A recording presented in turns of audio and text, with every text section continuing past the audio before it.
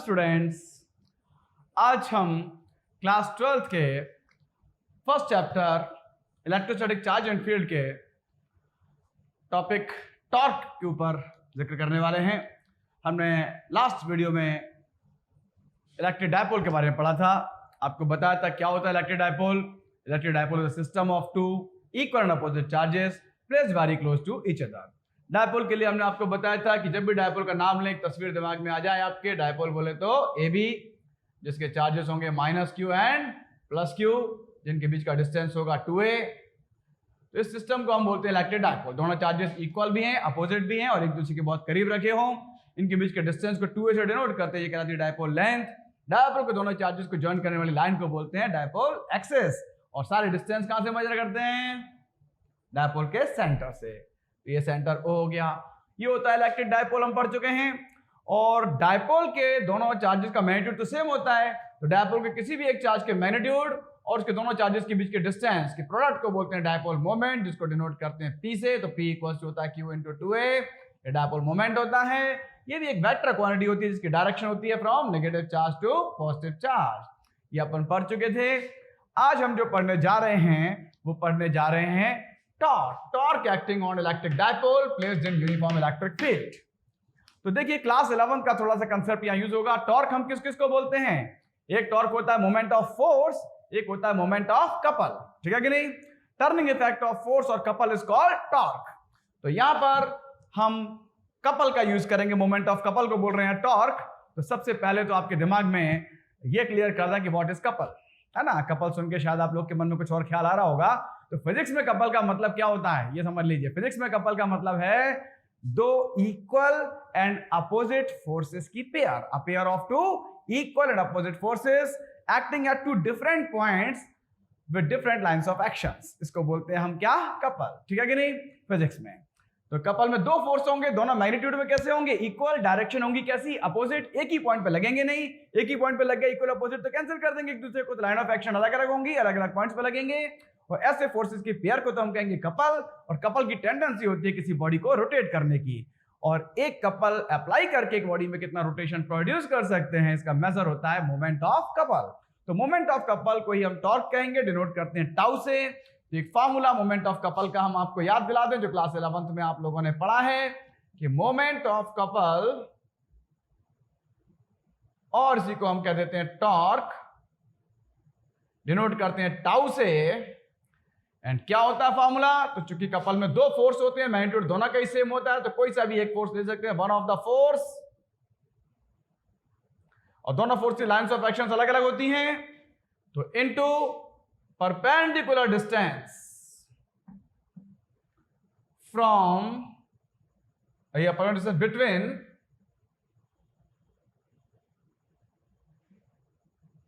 the lines of action of forces,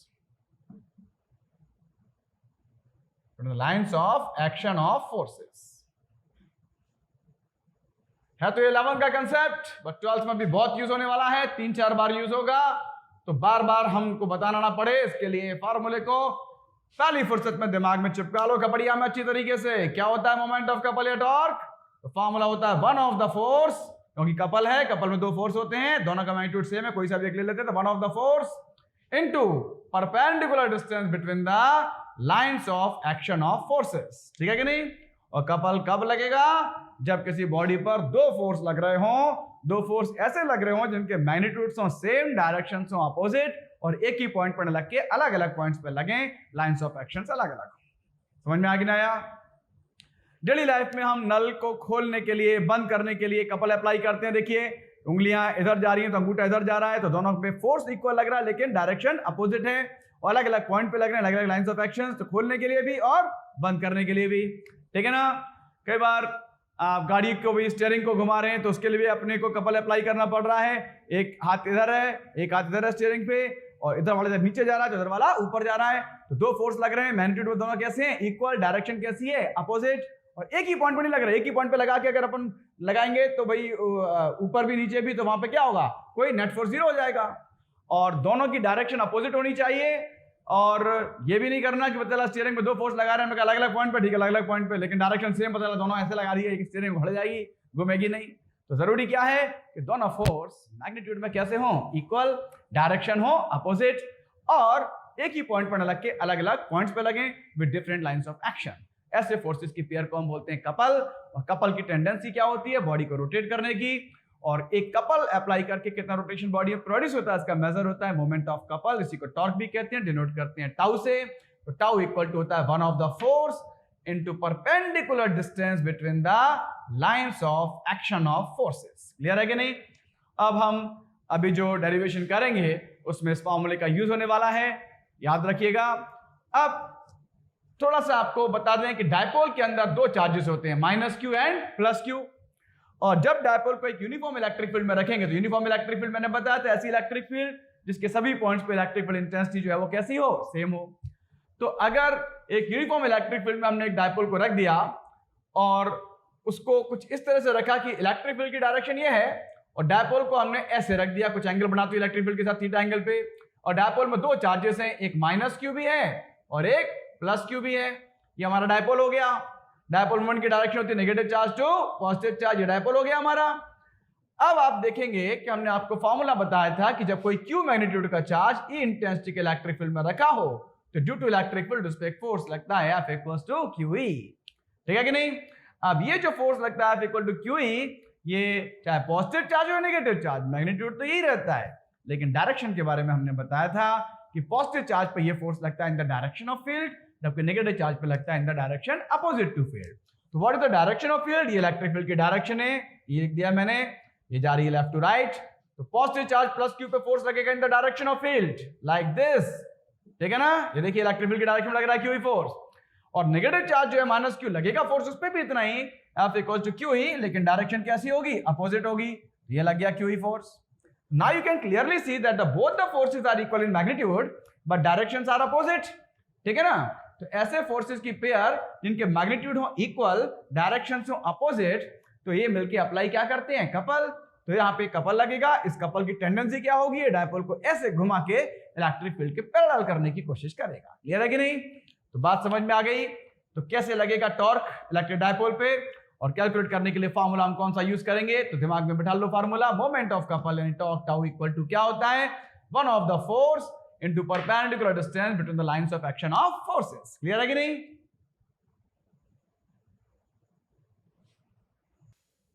तो देखिए भाई, जैसे ये आप देख सकते हैं एक यूनिफॉर्म इलेक्ट्रिक फील्ड है E,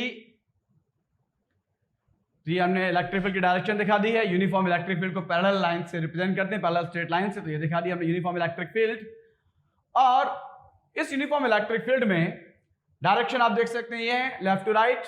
इसमें ये रखा है इलेक्ट्रिक डायपोल, तो ए बी नाम है इलेक्ट्रिक डायपोल का। तो A B is an electric dipole consist of charges minus Q and plus Q at a distance 2a apart. और कहां रखा हुआ है, it is placed in electric field, uniform electric field of intensity E। और कैसे रखा है, making an angle theta with the direction of electric field. Clear है कि नहीं?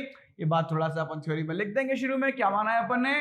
तो क्या लिखेंगे, late AB is an electric dipole consists of charges minus q and plus q placed at a distance 2a apart in a uniform electric field capital E, making an angle theta with the direction of electric field.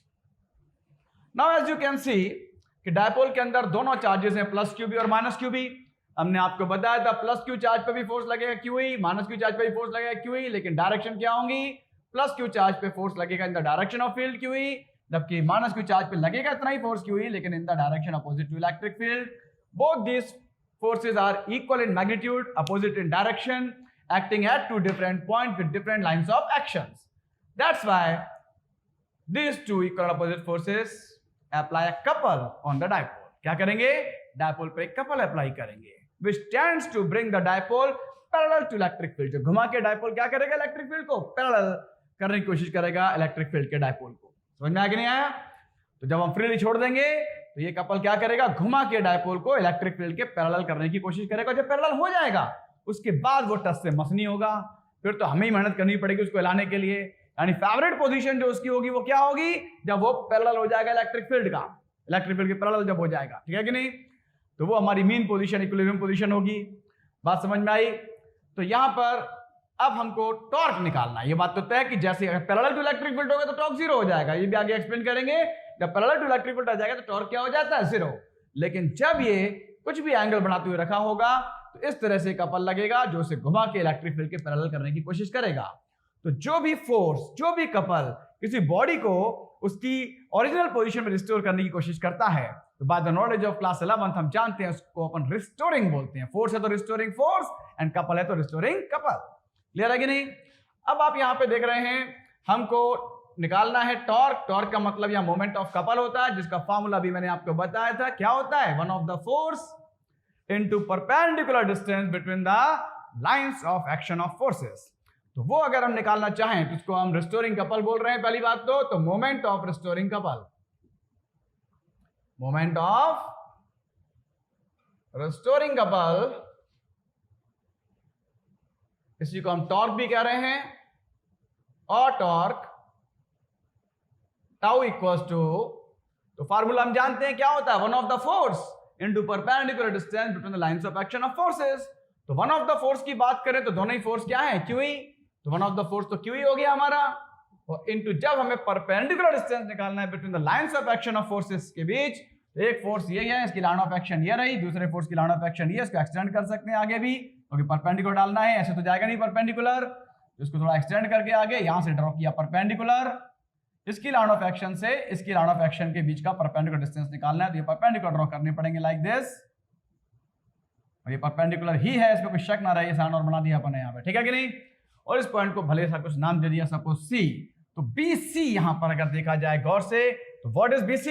It is the distance, perpendicular distance. क्या distance है? Perpendicular distance between the lines of action of forces. तो यहाँ पे formula जो बताया था हमने आपको, क्या होता है मोमेंट ऑफ कपल या torque, one of the force into perpendicular distance between the lines of action of forces. तो वन ऑफ द फोर्स हो गया QE, and what is the perpendicular distance between the lines of action of forces? It was BC। तो इस तरह से QE into BC ये हो गया हमारा मोमेंट ऑफ रिस्टोरिंग कपल या टॉर्क। Any doubt? अब यहां पे हमको BC की वैल्यू निकालनी पड़ेगी, और अगर आप निकालना चाह रहे हैं BC की वैल्यू, एक बात ध्यान रखें, ये एंगल थीटा, तो ये एंगल भी क्या हो जाएगा, थीटा, ठीक है ना, करस्पॉन्डिंग एंगल्स। ये एक राइट एंगल ट्राइंगल बन रहा है, कौन सा, ABC। तो इन ट्राइंगल ABC, इस ट्राइंगल में अगर हम गौर से देखें तो BC तो यहां पर क्या है, परपेंडिकुलर, AC क्या है यहां पर, बेस, और AB क्या है यहां पे, हाइपोटेनियस। हाइपोटेनियस AB की वैल्यू अपने को पता है कितनी है, 2a, और BC की वैल्यू हमें फाइंड करनी है। AC की ना दी है ना जरूरत है, तो उसको तो छोड़ दो। तो हम सिर्फ मतलब किससे है, BC से। तो BC फाइंड करना है हमको, यहाँ पर आ जाएगी वाली, यहाँ रख देंगे अपन इक्वेशन 1 में। तो जो फाइंड करनी है BC वो तो पहले लिखी अपन ने, और अपॉन में अपन ने वो साइड लिखी जिसकी वैल्यू पता है। तो पता किसकी है, AB की, तो अपॉन में आ जाएगा AB। तो BC अपॉन AB, अब आप चेक कीजिए ये कौन सा ट्रिग्नोमेट्रिकल रेशियो बन गया। तो what is BC? It is perpendicular. What is AB? It is hypotenuse, and perpendicular upon hypotenuse by trigonometry हम जानते हैं क्या होता है, sin थीटा। तो भैया BC अपॉन AB हो जाएगा हमारा sin थीटा। या यहां से अगर हम BC की वैल्यू निकालना चाहते हैं तो BC इक्वल्स टू क्या हो जाएगा, ये भी डिवाइड हो रहा है कि मल्टीप्लाई हो जाएगा। तो BC इक्वल्स हो जाएगा AB sin थीटा, या और AB की जगह रख देंगे AB की value, what is AB, 2a। तो BC की वैल्यू निकल गई हमारी, BC इक्वल्स टू क्या हो गया हमारा, 2a sin theta. Any doubt? तो जो BC की वैल्यू हमें चाहिए थी वो ट्राइंगल ABC से हमने निकाल ली, और अब ये BC की वैल्यू सब्स्टिट्यूट कर देंगे इक्वेशन 1 में। तो लिख लेंगे substituting the value of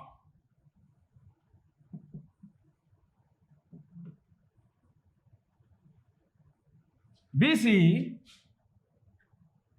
in equation 1। Equation 1 में अगर हम BC की वैल्यू पुट कर दें तो टाउ इक्वल्स टू क्या हो जाएगा हमारा, QE इनटू BC की जगह आ जाएगा 2a sin थीटा। बताइए यहां तक किसी कोई दिक्कत?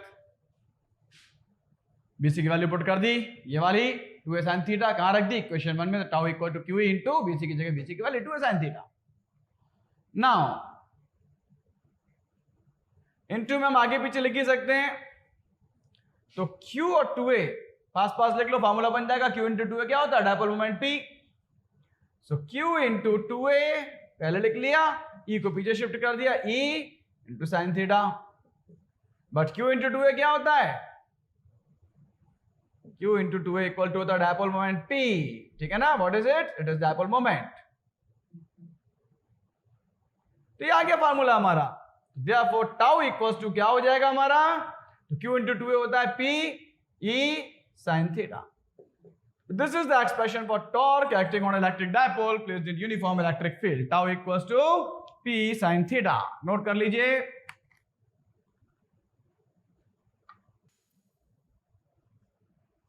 अब इसी एक्सप्रेशन को अगर हम वेक्टर फॉर्म में निकालें तो वेक्टर फॉर्म क्या हो जाएगा इसका? एज यू नो P भी क्या है? एक vector quantity dipole moment. E electric field intensity भी कैसी क्वांटिटी है? Vector quantity. तो वेक्टर के बीच में दो तरह का प्रोडक्ट होता है, एक डॉट प्रोडक्ट, एक क्रॉस प्रोडक्ट, ये अपन जानते हैं। अगर A वेक्टर और B वेक्टर का डॉट प्रोडक्ट करते हैं तो उसका मैग्नीट्यूड आता है AB cos थीटा, और अगर A वेक्टर और B वेक्टर का क्रॉस प्रोडक्ट करते हैं तो उसका मैग्नीट्यूड आता है AB sin थीटा। हालांकि इसमें डायरेक्शन भी होगी, उसके लिए n कैप लगा देते हैं यूनिट वेक्टर, ठीक है ना? लेकिन मेनली जो आता है वो क्या आता है? AB sin theta. समझ में आया कि नहीं? और डॉट प्रोडक्ट में क्या आता है? AB cos theta. तो अगर आपको इस फॉर्म में लिखा हो, पता है कि A एक वेक्टर है, पता है कि B भी एक वेक्टर है, और मैग्नीट्यूड इसका ये दिया है AB cos थीटा, और फिर इसको वेक्टर फॉर्म में लिखना हो तो जहां भी cos थीटा देखो समझ जाओ dot product, A vector dot B vector लिख देंगे। जहां भी देखो AB sin थीटा और पता है A और B vector quantity, vector form में जब लिखना है तो क्या लिखेंगे? A vector cross B vector. याद रखना sin थीटा के लिए क्रॉस, cos थीटा के लिए डॉट, और याद रखना dot product of two vectors is always a scalar quantity. तो अगर डॉट प्रोडक्ट से कोई क्वांटिटी आ रही है तो वो कैसी होगी? स्केलर, और क्रॉस प्रोडक्ट से अगर कोई क्वांटिटी आ रही है तो वो कैसी होगी? वेक्टर, और वेक्टर होगी तो डायरेक्शन होगी, डायरेक्शन के लिए n कैप लगा है। n कैप का मतलब क्या होता था? ठीक है ना? n कैप का मतलब है unit vector perpendicular to the plane of both the vectors, यानी कि ये a और b जिनका क्रॉस प्रोडक्ट हो रहा है, तो क्रॉस प्रोडक्ट करके जो क्वांटिटी आएगी, थर्ड क्वांटिटी, मान लिया a vector cross b vector equals to आ रहा है c वेक्टर, तो c वेक्टर जो है वो a वेक्टर के भी परपेंडिकुलर होगा और b वेक्टर के भी परपेंडिकुलर, दोनों के प्लेन के परपेंडिकुलर होगा। क्लियर है कि नहीं? तो यहाँ पे अपन इस नॉलेज को आगे बढ़ाते हुए इसको अपन अगर लिखना चाहें तो वेक्टर फॉर्म में कैसे लिखेंगे? क्योंकि P वेक्टर है, E वेक्टर है, तो इनके बीच जो साइन लगना है, तो ये मत सोचना कि डॉट हो या क्रॉस हो, कुछ लोग इंटू कहते हैं कि P vector into E vector, तो इंटू नहीं यहाँ पे, ठीक है ना? स्केलर में तो इंटू ही बोलते हैं, लेकिन यहाँ पे ध्यान रखना या तो डॉट बोलेंगे या क्रॉस, इंटू नहीं बोलेंगे। तो क्या बोलेंगे? यहाँ P वेक्टर और sin थीटा लगाए तो क्या होगा? Cross product. P vector cross E vector, और दो वेक्टर का क्रॉस प्रोडक्ट करके अगर क्वांटिटी आ रही है तो वो भी वेक्टर होगी, इस पर भी वेक्टर लग जाएगा। तो वेक्टर फॉर्म में टाउ वेक्टर इक्वल्स टू क्या होगा? P vector cross E vector. समझे कि नहीं? अगर P vector into E vector याद रखा ना तो कई बार कंफ्यूज हो जाते हैं। एक क्वेश्चन आ गया आपका, the correct form of the formula for torque acting on electric dipole is, और आपको फॉर्मूले दे रखे हैं, एक ये P vector dot E vector, एक दे रखा है P vector cross E vector, और एक दे रखा है E vector cross P vector, और चौथा दे रखा है ऑल द अबव। क्लियर है कि नहीं? अब ऐसे में अगर आप देखें तो आप क्या सोचेंगे भाई? अगर आपने P vector into E vector याद रखा तो आप कहोगे ये भी P vector into E vector, ये भी P vector into E vector, और ये E vector into P vector है, तो क्या पे रख पैंदा यार? 2 इंटू 3 कर लो, 3 इंटू 2 है ना? तो फिर ये भी सही है, तो आपका आंसर हो जाएगा क्या? ऑल द अबव, है कि नहीं? लेकिन ध्यान रखना डॉट प्रोडक्ट तो हो ही नहीं सकता, ये गलत, ये गलत, तो ये भी गलत हो गया, ऑल द अबव हो नहीं सकता। बचा ये दोनों, क्या ये दोनों करेक्ट है या कोई एक करेक्ट है? P vector cross E vector तो आपको याद था करेक्ट है ही, कंफ्यूजन यहां हो सकता है कि E vector cross P vector, P vector cross E vector एक ही बात हुई ना? 2 इंटू 3 कर लो, 3 इंटू 2 कर लो, एक ही बात है, ठीक है, मानते हैं स्केलर में एक ही बात होती है, बट वेक्टर्स में नहीं। डॉट प्रोडक्ट कम्यूटेटर लॉ को ओबे करता है, A vector dot B vector is equal to B vector dot E vector, लेकिन क्रॉस प्रोडक्ट कम्यूटेटर लॉ को ओबे नहीं करता। तो अगर आपने P vector cross E vector की E vector cross P vector कर दिया तो गलत हो जाएगा। तो याद रखना क्या है सही? P vector cross E vector. तो ये हो गया आपका वेक्टर फॉर्म। क्लियर है कि नहीं? तो एक्सप्रेशन फॉर टॉर्क कैसे आया, ये पूरा डेरिवेशन तो याद रखना ही है, और क्या आया ये बहुत जोर से याद रखना है, क्योंकि इस एक्सप्रेशन का बहुत यूज होने वाला है। Tau equal to P sin theta important formula है, आगे यूज होगा न्यूमेरिकल्स में भी और दूसरे डेरिवेशंस में भी। और ये आपका बोर्ड के पॉइंट ऑफ व्यू से भी इंपॉर्टेंट क्वेश्चन है, torque acting on electric dipole.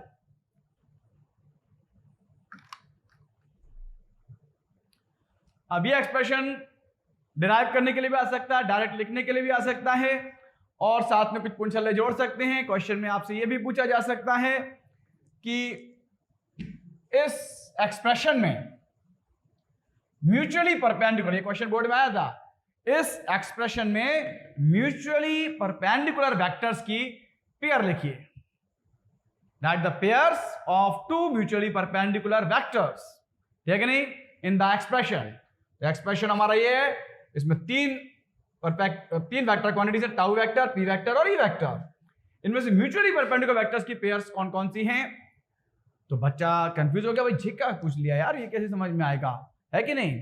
तो यहां पर आपकी ये नॉलेज वेक्टर्स की काम आएगी कि ए वेक्टर क्रॉस बी वेक्टर अगर इक्वल टू सी वेक्टर है तो सी वेक्टर ए वेक्टर के भी परपेंडिकुलर होगा और बी वेक्टर के भी परपेंडिकुलर होगा, बिकॉज इसकी डायरेक्शन होती है एन कैप, यानी perpendicular plane of both the vectors.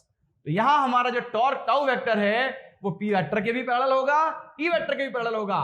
तो दो म्यूचुअली परपेंडिकुलर वेक्टर्स की पेयर्स की अगर बात करी तो एक पेयर तो हो गई टाउ वेक्टर और पी वेक्टर की, और दूसरी पेयर हो गई किसकी? Tau vector and e vector की। टाउ वेक्टर दोनों के परपेंडिकुलर होगा। तो ये म्यूचुअली परपेंडिकुलर पेयर्स के अपन ने बता दिए नाम इस एक्सप्रेशन में। और अब इसके मैं कुछ स्पेशल केसेस बताने जा रहा हूं। एक्सप्रेशन डायरेक्ट याद रखना, tau equal to P sine theta, vector form में P vector cross E vector. तो स्टूडेंट्स, अब हम इस एक्सप्रेशन के बाद इसके कुछ स्पेशल केसेस पढ़ेंगे। अभी हमने पढ़ा torque acting on electric dipole present in uniform electric field. जो एक्सप्रेशन आया हमारा वो आया tau equal to p E sine theta. जहां थीटा जो है वो एंगल है, किस किस के बीच का एंगल है? डायपोल मोमेंट पी वेक्टर और इलेक्ट्रिक फील्ड ई वेक्टर के बीच का। याद रखना थीटा यहाँ पे क्या है? Angle between E vector and P vector, electric field की डायरेक्शन और डायपोल मोमेंट की डायरेक्शन के बीच का। अब यहाँ कुछ स्पेशल केसेस पे अपन चर्चा करने जा रहे हैं। तो सबसे पहले केस 1 पे आते हैं कि if theta equals to 0 degree, अगर थीटा 0 डिग्री हो तो देन जो टॉर्क टाउ है वो इक्वल टू हो जाएगा p E sine 0 degree, and sine 0 degree 0, तो टॉर्क क्या हो जाएगा? 0 हो जाएगा। अब टॉर्क 0 कब हो गया? जब थीटा 0 डिग्री है, 0 हो गया टॉर्क, मतलब डायपोल जो है फिक्स हो गया उस पोजीशन पे। समझ में आएगी नहीं? तो वो इक्विलिब्रियम पोजीशन हो गई, टॉर्क 0 हो गया, इक्विलिब्रियम तो हो गई। अब यहां पर वो स्टेबल भी रहेगा, उसको छोड़ दिया जाए और बिल्कुल डिस्टर्ब नहीं करें तो अपने आप वो हिलेगा नहीं उस पोजीशन से, कुछ ही वहीं बना रहेगा। इस पोजीशन को हम कहते हैं स्टेबल इक्विलिब्रियम पोजीशन। नाम भी याद रखना पोजीशन का। आपसे पूछ सकते हैं which position of electric dipole in electric field corresponds to its stable equilibrium position. तो स्टेबल इक्विलिब्रियम पोजीशन कौन सी होती है? When theta equal to 0 degree, और वहां मेंशन भी कर देंगे what is theta, where theta is the angle between the directions of electric field and dipole moment. Clear है कि नहीं? ये पहली पोजीशन आ गई, थीटा इक्वल टू 0 डिग्री, पहला स्पेशल केस हो गया। टॉर्क 0 हो जाता है इस केस में, और इस केस में डायपोल जहां छोड़ दो वहीं बना रहेगा, मतलब पैरेलल टू इलेक्ट्रिक फील्ड बना रहेगा, मतलब वहां से हिलेगा भी नहीं अपनी जगह से। तो स्टेबल इक्विलिब्रियम। दूसरी पोजीशन पे आते हैं, if theta equals to 180 degree. 180 degree का मतलब क्या है? डायपोल कैसे रखा हो? इलेक्ट्रिक फील्ड की अपोजिट डायरेक्शन में। देन टाउ इक्वल्स टू हो जाएगा फॉर्मूला पी ई साइन 180 डिग्री। तो पी ई साइन 180 डिग्री, साइन 180 डिग्री भी क्या होता है? 0। तो यहां भी टॉर्क क्या हो जाएगा? 0। और टॉर्क 0 हो गया तो मतलब इक्विलिब्रियम तो फिर भी है, लेकिन इस पोजीशन डायपोल को अगर छोड़ दिया हमने फ्रीली तो एक सेकंड भी नहीं रुकेगा और घूम के वापस इस पोजीशन में आ जाएगा, मतलब ये इक्विलिब्रियम आवश्यक है लेकिन स्टेबल नहीं, अनस्टेबल। इस पोजीशन को हम कहते हैं डायपोल की अनस्टेबल इक्विलिब्रियम। तो क्वेश्चन आपसे पूछ सकते हैं which position of electric dipole corresponds to unstable equilibrium. तो याद रखना अनस्टेबल इक्विलिब्रियम कौन सी पोजीशन को बोलते हैं? When theta equal to 180 degree हो और डायपोल कैसे रखा हो? Opposite to the electric field. अब ड्रॉ करने के लिए आ सकता है इन पोजीशंस को कैसे ड्रॉ करेंगे भाई? तो मैं इलेक्ट्रिक फील्ड की डायरेक्शन को एरो से रिप्रेजेंट कर रहा हूं ये, और उसमें अपन ने एक डायपोल रखा है, तो ये डायपोल हो गया हमारा। सपोज ये माइनस क्यू चार्ज, ये प्लस क्यू चार्ज, ठीक है ना? इस पोजीशन को हम कहते हैं theta equal to 0 degree, parallel है इलेक्ट्रिक फील्ड के। और यहीं पे मैंने एक और डायग्राम बना दिया है इलेक्ट्रिक फील्ड ई वेक्टर का। डायपोल वही है, बिल्कुल पैरेलल ही रखा है इलेक्ट्रिक फील्ड के, बस साइन मैंने बदल दिया, यहाँ प्लस क्यू और यहाँ माइनस क्यू कर दिया मैंने। और मैं कहूंगा ये है थीटा इक्वल टू 180 डिग्री, है कि नहीं? अब मैंने तो ये कह दिया, आप लोग कहोगे यार उल्लू बना रहे सर, तो हैं बिल्कुल एक जैसी तो दोनों फिगर, ये भी पैरेलल ये भी पैरेलल हैं, क्या डिफरेंस है दोनों में? काला अक्षर भैंस बराबर है, अक्षर भी काला भैंस भी काली, डिफरेंस क्या है? तो ध्यान से अगर देखें हम कि अभी तक हमने डायरेक्शन डायपोल मोमेंट की बनाई नहीं है, तो ऐसे में तो लग रहा है कि दोनों पैरेलल हैं, सिर्फ इतना अंतर है यहाँ माइनस क्यू इधर प्लस क्यू इधर, इसमें प्लस क्यू इधर माइनस क्यू इधर, की फर्क पैदा इससे? पैरेलल तो है ना? नहीं, ध्यान ये रखिएगा डायपोल मोमेंट की डायरेक्शन होती है क्या?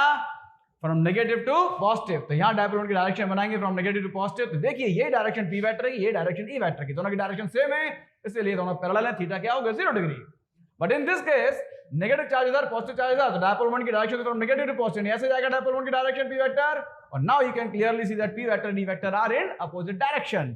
तो ये हो गया theta equal to 180 degree. Clear है कि नहीं?